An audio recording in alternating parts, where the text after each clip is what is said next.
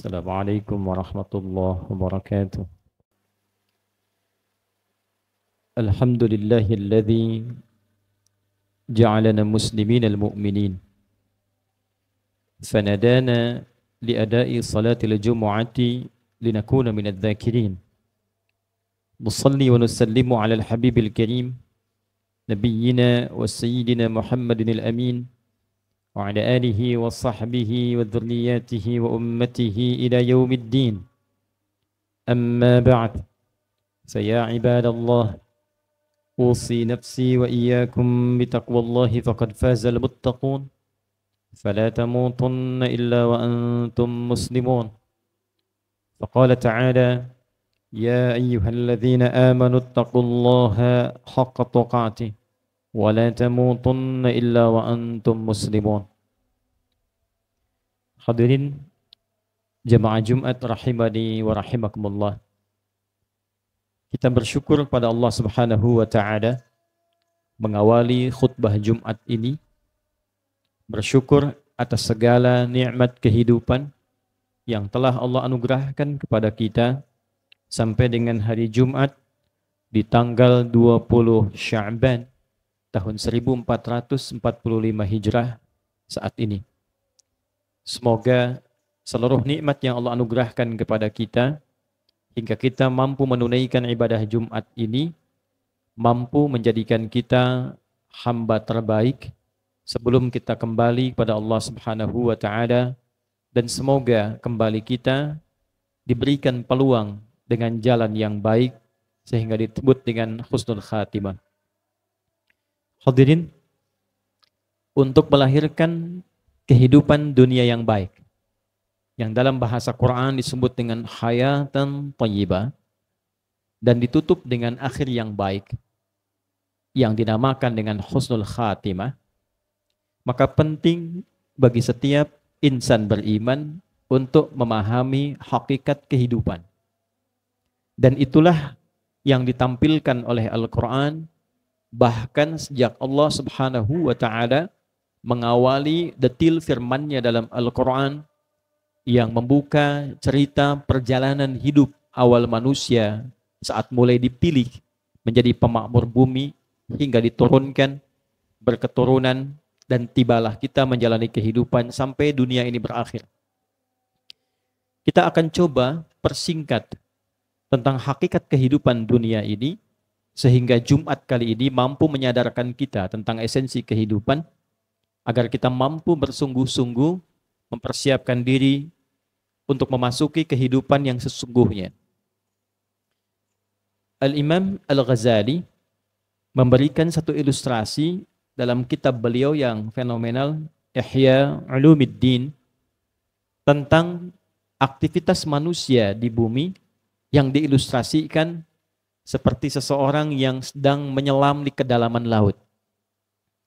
Ia diberikan tabung oksigen dengan batas tertentu dan diberikan tugas dalam menyelam itu untuk mengumpulkan beberapa benda-benda tertentu. Taruhlah kita sebut misalnya beberapa mutiara. Diberi tugas dengan durasi tertentu. Kalau kita ingin padatkan, misal diberi tugas 24 jam, mesti menyelam, menemukan 5 mutiara dan 6 permata, serta 1 batu tanda khusus. Kalau kita khususkan ada 1, ada 5, dan 6. Diberikan durasi 24 jam untuk membawa itu dan kembali ke permukaan. Namun ternyata ketika menyelam itu ke dasar lautan ditemukan berbagai hal yang sangat indah. Ikan berwarna-warni, terumbu karang yang belum pernah nampak sebelumnya, pemandangan yang begitu indah. Walaupun saat yang bersamaan juga untuk mendapatkan benda-benda tadi, terkadang mendapati gelombang ombak yang tidak mudah. Semakin menyelam ke dalam, semakin deras arusnya. Namun cukup adil waktu yang diberikan, misinya juga sesuai dengan kemampuan untuk naik ke permukaan. Ternyata dari sekian banyak yang menyelam, yang gagal itu bukan karena kurang oksigennya. Yang gagal itu bukan karena arusnya. Yang gagal itu ia lupa dengan misinya. Sehingga terpana oleh penampilan-penampilan dan juga pandangan-pandangan yang tampak dalam kemegahan samudra itu. Sehingga lupa dengan misi asalnya untuk mengumpulkan benda-benda yang dikhususkan dan berwujud hal yang membawa ia mendapatkan kemaslahatan saat kembali ke permukaan. Itulah kurang lebih ilustrasi dan penjelasan singkat terkait apa yang digambarkan oleh Al-Imam Al-Ghazali dalam kitabnya Ihya Ulumiddin yang menggambarkan tentang misi dan fenomena kehidupan manusia saat menjalani tugasnya di dunia. Quran surah ke-57 Al-Hadid di ayat ke-20. Ini akan menjadi satu sandaran, satu bahasan pokok Jumat kita yang walaupun singkat untuk dipaparkan, tapi boleh jadi ini akan memberikan satu pandangan dengan esensi kehidupan yang sekarang banyak kita saksikan. A'udzubillahi minasyaitonirrajim. Bismillahirrahmanirrahim. I'lamu annamal hayatud dunya la'ibu wa lahwu wa zinatu wa tathakhurun bainakum wa takathurun fil amwali wal aulad. Saya berhenti sampai di kalimat ini dulu. I'lamu, ketahuilah oleh kalian. Jadi yang pertama, Allah memberikan pengumuman, informasi terbuka kepada seluruh hambanya. Kalau kita dengar pengumuman, di bandara ada pengumuman, di sekolah ada pengumuman, di kehidupan berbangsa, bernegara ada pengumuman. Semakin penting yang mengumumkan, semakin istimewa pengumuman itu. Kalau pengumuman disampaikan oleh kepala sekolah, artinya sifatnya penting. Pengumuman disampaikan oleh presiden, bukan menterinya, artinya sifatnya penting. Pengumuman ini langsung disampaikan oleh Allah, bukan melalui makhluk. Allah yang sampaikan secara langsung, kemudian tiba kepada kita melalui Rasul yang teristimewa. Bukan Rasul biasa, bukan malaikat biasa. Yang menyampaikannya kepada Nabi Muhammad SAW, Ruhul Amin, Sayyidul Malaikah, pemimpin para malaikat. Dan yang menyampaikan kepada kita, Sayyidul Anbiya'i wal Mursalin, pemimpin para nabi dan para rasul. Artinya informasi ini melebihi batas penting biasa. Ya, sangat-sangat penting. Apa yang penting itu? Perhatikan cara menerjemahkannya. I'lamu, ketahuilah oleh kalian informasi yang sangat penting ini. Annamal hayatud dunya, inti kehidupan dunia yang kita saksikan dan kita hadir di dalamnya, intinya itu sebagai berikut. Satu, la'ib. Kebanyakan nampak seperti permainan. Permainan itu ikut rame kemudian selesai pulang. Kemarin adik-adik bermain futsal, permainan, rame kemarin.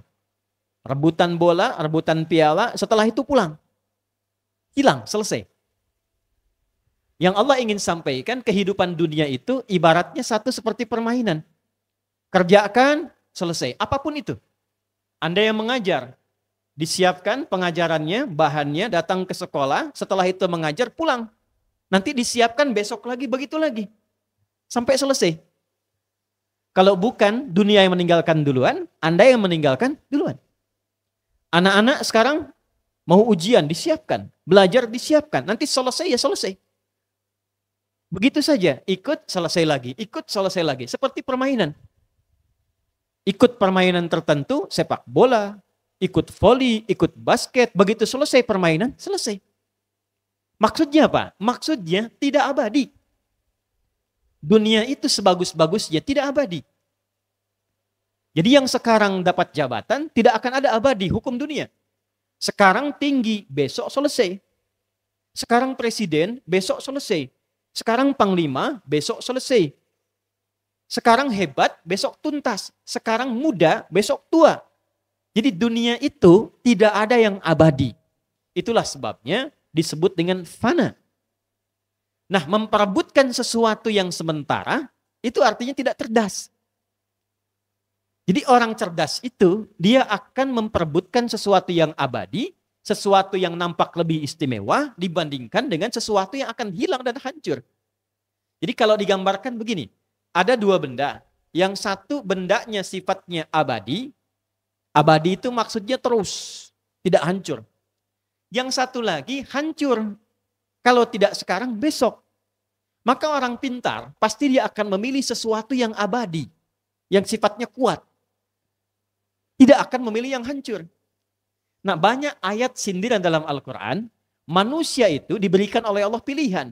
Mau yang abadi, mau yang hancur. Tapi ternyata kebanyakan manusia memilih yang sementara yang sifatnya hancur. Coba lihat sekarang. Maaf, demi jabatan, orang menudutkan, orang mencaci maki, orang menyingkirkan, padahal sifatnya sementara. Coba lihat demi bisnis. Demi perdagangan ada yang menyingkirkan, demi persaingan bisnis ada yang menghancurkan. Padahal apa yang diraih pun dari itu sifatnya sementara. Setelah dapat, hilang lagi. Dapat uang gak bertahan lama, gak dipakai, hancur. Begitu dipakai dapat makanan, makanan dipakai, digunakan jadi kotoran. Itulah dunia. Maka berebut pada sesuatu yang sementara, dalam timbangan Islam, dalam tinjauan Islam, itu sesuatu yang bukan pintar. Tidak cerdas. Maka siapa orang cerdas itu? Orang cerdas itu orang yang menggunakan bahan sementara itu untuk yang mendapatkan sifat yang abadi.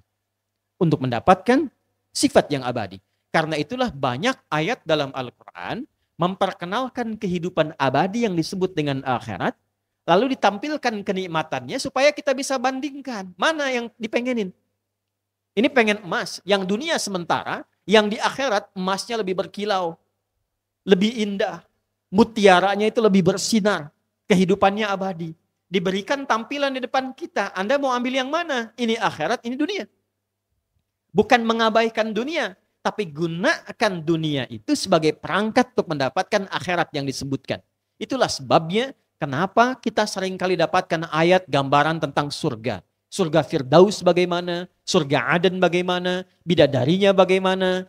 Supaya tidak ada rebutan perbuatan zina di dunia, sementara ada kehidupan abadi di akhirat yang lebih indah. Minuman akhirat bagaimana? Supaya tidak ada rebutan orang mabuk di dunia, sementara akhirat lebih indah. Ini gambaran pertama.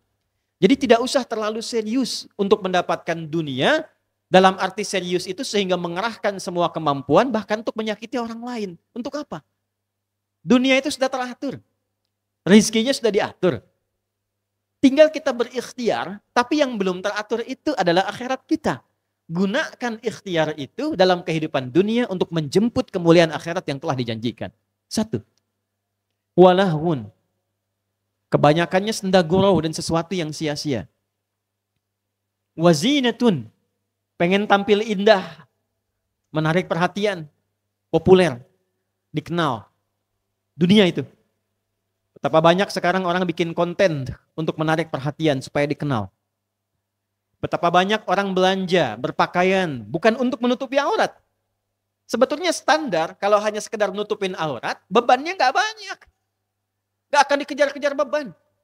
Cuman karena ingin tampil gaya, ingin modis, modisnya gak dilarang. Yang salah itu ketika ingin dilihat banyak orang. Sehingga bebannya semakin banyak. Beri kendaraan itu bukan supaya sampai ke tujuan dengan cepat, supaya tetangga tahu saya punya mobil. Supaya tetangga tahu saya punya sepeda. Itu yang menyebabkan di-upload, update status, hanya untuk dilihat. Akhirnya apa yang terjadi? Bebannya makin berat. Ketika beban makin berat, lupa kita akan pulang. Itu yang dikatakan Al-Imam Al-Ghazali. Harusnya mencari satu benda, harusnya mencari 5 mutiara, harusnya mencari 6 permata, akidah itu 1, 5 rukun Islam, 6 rukun iman. Itu yang kita pertahankan untuk pulang. Cuman lupa. Nah, itulah dunia. Jadi kalau kita mengerti tentang esensi kehidupan dunia, kita tahu mana yang dibutuhkan, mana yang diinginkan. Butuh itu pasti berlawanan dengan ingin. Tidak semua yang diinginkan itu jadi kebutuhan. Apa kebutuhan kita menggunakan pakaian? Menutup aurat. Apa kebutuhan kita makan? Menghilangkan lapar. Apa kebutuhan kita minum? Menghilangkan haus. Kalau sadar tentang kebutuhan, tidak banyak bebannya. Yang penting bisa minum, haus hilang. Tidak harus banyak selera. Ketika seleranya banyak, pengen dengan jus naga, naganya buah. Pengen dengan jus alpukat. Pengen dengan es jeruk. Dipaksa-paksa sampai nangis, dikejar, cari sesuatu. Padahal intinya satu, cuman hausnya supaya hilang. Itu poin. Jadi gambaran dari Al-Quran ingin menggambarkan, Anda akan lihat dalam kehidupan dunia, banyak orang menuntut keinginannya dibandingkan memenuhi kebutuhannya. Selanjutnya, watatsakhurun bainakum, berbangga diri. Pamer. Berlomba hanya untuk menunjukkan siapa yang paling hebat. Di sekolah. Ya, persis kayak permainan kemarin kan? Ya. Adik-adik futsal. Pengen kerjasama mencetak gol atau ingin menunjukkan saya yang hebat skillnya. Pembimbing pelatih. Membimbing itu supaya timnya kompak atau supaya menunjukkan saya pelatih yang bisa mengantarkan timnya juara. Permainan. Ya. Sekarang Anda mengajar di sekolah. Tujuan mengajar itu tafakhur atau tafahum. Menjadikan anak-anak itu kenal Allah, ingat pengetahuan, atau ingin menunjukkan saya bisa ngajar. Saya ustadz yang hebat, ustadzah yang hebat. Wa tafakhurum bainakum. Para ustadz begitu, mengajar juga apakah ingin dengan pengajarannya supaya umat itu kenal Allah? Atau yang kedua, tafakhur, persaingan, siapa yang paling populer? Siapa yang metodenya paling mudah dipahami? Siapa yang paling dikenal masyarakat? Tafakhur. Tidak sedikit yang terjebak pada bagian yang keempat ini. Wa takatsurun fil amwal. Ini tingkatnya agak lebih tinggi. Berlomba memperbanyak harta. Dan sekarang kita lihat yang terjebak di dalamnya bukan hanya pebisnis. Maaf. Boleh jadi juga pengajar terjebak. Guru-guru yang mengajar ini memperbanyak ilmu dan pengalaman untuk mengajar atau orientasinya datang ke sekolah untuk mencari harta. Bisa dilihat. Kalau ikut urusan dunia, innamal hayatud dunya, atau yang tadi, i'lamu annamal hayatud dunya, ya, annamal hayatud dunya, inti dari dunia itu, kalau kita masuk ke dalamnya, kalau Anda ingin lihat orang yang terperangkap dunia, salah satunya takatsurun fil amwal. Dia terjebak untuk mengumpulkan harta benda dunia. Di sini gajinya besar nggak ya? Di sini pendapatannya besar nggak ya? Pengajar juga begitu. Amplopnya tebal nggak di sini? Jamaahnya banyak atau sedikit? Ya. Persis seperti orang berusaha berniaga. Apakah salah kalau ingin cari dunia? Tidak. Wa minan nasi may yaqulu rabbana atina fid dunya wa ma lahu fil akhirati min khalaq. Demikian di Al-Baqarah ayat 200. Ya, ada sebagian orang yang memang orientasi hidupnya cari dunia.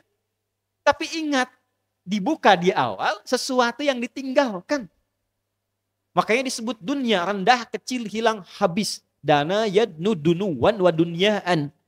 Jadi kalaupun Anda perbanyak, sampai ajal aja batasnya, ajal tiba, meninggal. Yang banyak itu nggak ada artinya.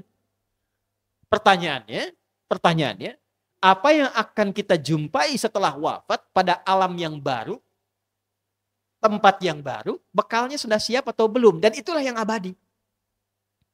Jadi kalau memperbanyak harta tadi untuk menopang akhiratnya, itu yang abadi, yang sejati. Ya. Memperbanyak mutiara yang dimintakan, itu yang abadi. Di atas wajib ada sunnah. Tapi kalau terlena dengan hal yang tidak dimintakan, walaupun banyak, fata morgana, ujungnya hilang. Wal aulad. Berbangga memperbanyak keturunan. Ya, boleh banyak keturunan. Tapi kalau menyiapkan keturunan dunia, itu yang diingatkan oleh Islam. Hanya untuk dunia. Anak saya jadi dokter. Boleh. Anak saya jadi tentara. Bagus. Anak saya jadi diplomat. Bagus. Disiapkan semua. Tapi ketika semua profesi itu hanya diniatkan untuk dunia, itu yang menurut Islam kurang lengkap. Pada akhirnya meninggal juga. Lalu di akhirat jadi apa? Silahkan jadi dokter, saat yang bersamaan dokter yang rajin sholat. Dokter yang menghafal Quran. Dokter yang melayani untuk ibadah. Bukan bekerja sama dengan perusahaan atau pabrikan-pabrikan hanya untuk meningkatkan harta dan melukai pasien. Tuh, itu dunia namanya. Silahkan pilih. Silakan pilih. Wa takatsurun fil amwali wal aulad kamathali ghaithin a'jabal kuffaru nabatuhu thumma yahiju fatarahu musfarra thumma yakunu hutama. Kalau yang dipilih itu dunianya saja, pengen jadi A, pengen jadi B, jadi pilot, jadi dokter, jadi insinyur. Ya, silahkan ambil itu dunia, kata Allah, seperti persis rumput tumbuh jadi hijau dan bagus, tapi ujungnya menguning, ujungnya hilang, habis. Kalau dibakar itu, ya jadi semai yang hitam saja, nggak ada nilainya, selesai diinjak-injak. Habis. Ya, wa fil akhirati adzabun syadidun wa maghfiratun minallahi wa ridwan. Tapi kalau kita gunakan dunia untuk mencari akhirat, perhatikan kalimat Qur'annya. Yang kita dapatkan kasih sayang Allah, ridhanya Allah, dan itulah yang menjadikan kita kuat menjalani kehidupan dunia. Ditutup lagi dengan kalimat wa mal hayatud dunya illa mata'ul ghurur. Kalau Anda terlampau menikmati dunia, bukan menjadikan bekal sebagai wasilah mencari akhirat, maka itu akan menjadi kesenangan yang menipu. Silahkan kumpulin harta sebanyak-banyaknya. Guru-guru yang mau ngajar orientasinya mencari harta, silahkan kumpulkan. Besok meninggal, harta itu tak terpakai. Ternyata yang terpakai itu ilmu ikhlas yang pernah diajarkan. Bukan kehilangan dunianya. Dunianya Allah cukupkan. Bahkan Allah lebihkan untuk mempermudah misi kehidupan ia mencari akhirat. Silahkan yang bisnis berbisnis untuk cari akhirat. Maka Allah mudahkan jalannya, dia dapat dunianya, dia raih akhiratnya. Itu yang dimaksud ayat 201-nya. Wa minhum bayyaqulu rabbana atina fid dunya hasanah wa fil akhirati hasanah wa qina adzabannar. Kesimpulan dari khutbah Jumat yang singkat ini, mari di akhir bulan Sya'ban ini sebelum masuk Ramadan, kita temukan tentang hakikat kehidupan kita supaya kita mengerti dan paham bagaimana caranya menjalani kehidupan dunia ini. Gunakan dunia untuk mencari akhirat. Tidak dilarang kaya. Uthman kaya, Abdurrahman bin Auf kaya, sampai sekarang kisahnya viral.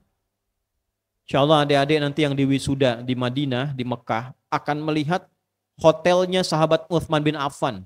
Beliau sekarang punya tabungan di Bank Saudi. Salah satu tabungan itu hasilnya didapatkan dari hotel. Dulu zaman Nabi nggak ada hotel. Cuma beliau membeli sumur dengan kebun untuk akhiratnya. Dibeli dengan uang dunia untuk akhirat. Lalu sumur itu, hotel itu, sekarang sumur itu, kebun itu sudah tidak ada, dijadikan hotel. Hotelnya dapat penghasilan, ditabung di bank, hasilnya disedekahkan untuk umat Islam. Sudah 15 abad masih punya hotel sekarang. Itulah akhirat. Dunianya terlihat dan akhiratnya terjamin. Silahkan cari dunia sebaik-baiknya untuk menyiapkan kehidupan akhirat. Tapi kalau semua digunakan hanya untuk memenuhi kebutuhan dunia, tadi cirinya. Banyak mainnya. Semua tergabung, yang 5 tadi itu nanti nyambung semua. Takatsurun fil amwal, berebut harta. Nanti kalau sudah banyak hartanya, orang dunia itu kelihatan apa? La'ibun walahwun, banyak mainnya. Hartanya dipakai main-main, pakai judi main-main. Ya. Maaf, ke tempat-tempat hiburan, buat main aja. Walahwun, sendagurau. Ya. Cuman buat main, tebak-tebakan, keluar harta, habis uang, buat foya-foya. Nah itu cirinya orang dunia. Jadi kalau menemukan yang seperti itu, kita doakan. Dan kita jangan ikut ke situ. Supaya semua kembali pada rahmat Allah subhanahu wa ta'ala. Penting itu disampaikan karena sekarang mulai nampak kehidupan dunia itu real di hadapan kita. Bahkan nampaknya lebih dari sekedar apa yang digambarkan. Lebih parah sekarang tampak. Zaman Nabi Lut dulu, yang ada itu cuma homo, laki-laki aja. Laki-laki dengan laki-laki. Sekarang perempuan dengan perempuan. Tidak ada yang ganti kelamin, sekarang ganti kelamin. Semakin banyak yang aneh-aneh, semakin banyak tingkat maksiatnya, ini menunjukkan dunia sedang tidak baik-baik saja. Maka kalau ingin jadi orang yang baik, beralihlah mencari kehidupan akhirat. Dalam arti gunakan perangkat dunia, silahkan sebaik-baiknya, untuk menjadi pribadi yang baik di hadapan Allah, menjemput kehidupan akhirat kita yang lebih nyata. Barakallahu li wa lakum fil Qur'anil azim ونفعني وإياكم بما فيه من الآيات وذكر الحكيم وتقبل مني ومنكم تلاوته إنه هو السميع العليم ادعوا الله يستجب لكم ولنا جميعا. الحمد لله والصلاة والسلام على رسول الله محمد بن عبد الله وعلى آله وصحبه وذريته ومن والاه وبعد. فيا عباد الله أوصي نفسي وإياكم بتقوى الله فقد فاز المتقون فلا تموتن إلا وأنتم مسلمون. فقال تعالى يا أيها الذين آمنوا اتقوا الله حق تقاته ولا تموتن إلا وأنتم مسلمون. واعلموا فيا عباد الله إن الله وملائكته يصلون على النبي يا أيها الذين آمنوا صلوا عليه وسلموا تسليما. اللهم صل وسلم وبارك على حبيبك الكريم رسولك المصطفى الأمين سيدنا ونبينا محمد وعلى آله وصحبه أجمعين. اللهم نحمدك حمدا كما علمتنا أن نحمدك ونشكرك شكرا كما علمتنا أن نشكرك أنت المقدم وأنت المؤخر بيدك الخير إنك على كل شيء قدير. اللهم اغفر للمسلمين والمسلمات والمؤمنين والمؤمنات الأحياء منا والأموات إنك سميع قريب مجيب دعوات ويا قاضي الحاجات. اللهم يا خير الناصرين اللهم انصرنا من هوانا من غلبة الدنيا ووجهنا إلى الحياة الآخرة يا الله يا رب العالمين. ووجهنا يا الله إلى حياة الآخرة يا أرحم الراحمين. آت أنفسنا تقواها وزكها أنت خير من زكاها أنت وليها ومولاها.